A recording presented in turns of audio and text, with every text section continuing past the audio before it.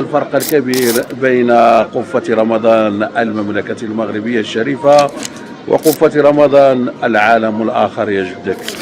القوم في كل خرجاتهم لا يملون ولا يكلون، همهم الوحيد المملكة المغربية المروك على لسان أبو صبع الأزرق.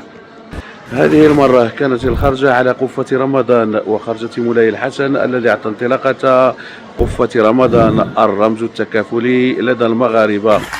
أمام قارورة زيت وقالب سكر وعلبة شاي وببهرجة إعلامية كبيرة، أطل ولي العهد المغربي على شعبه وهو يشرف على توزيع قفة رمضان رفقة شقيقته. القوم لا يفهمون بأن قفة رمضان لها بعد تكافلي اجتماعي داخل المملكة، والقصر من يعطي انطلاقته لتبدأ الشركات والجمعيات والأفراد معا في مشهد رهيب في كل رمضان لتكافل اجتماعي قل نظيره عبر العالم، ليعطوا انطباعا لا يجده أي شخص عبر العالم. إذن وأنا داخل أحد الأسواق التجارية الكبرى بالمملكة، قفة رمضان يا أبو صبع الأزرق ليس كما شأنكم هناك.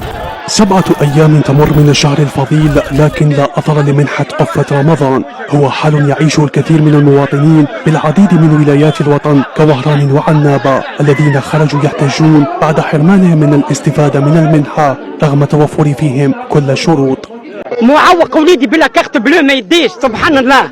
ينخرط الجميع في هذه المبادرة التكافلية الاجتماعية، وأنا داخل أحد المتاجر الكبرى مثلا نجد قفة رمضان التي يشتريها الأفراد في مدخل كل المتاجر، كل على حسب استطاعته، وكل المتاجر تتفنن في نوع القفة. إذن على مبدأ الجمل لا يرى كرته، هكذا يقول المغاربة. الجزائريون لا هم لهم، بل همهم الأوحد هو المروك، ولكن هاتوا ما لديكم. إذن قفة رمضان تكافل اجتماعي جميل، اختصاص مغربي خالص.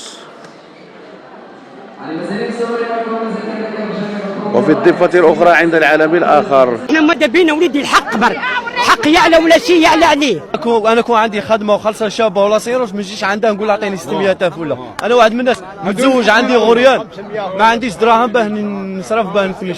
الأطماع دفعت ببعض المسؤولين المحليين لتغيير المنحة عن مسارها وتحويلها عن طابعها الخيري، الأمر الذي دفع بالكثير للخروج في وقفات احتجاجية. إذن بالعالم الآخر طبعا التعامل ذو مكيالين، من معنا فهو آمن ومن ليس معنا فلا قفة رمضان له.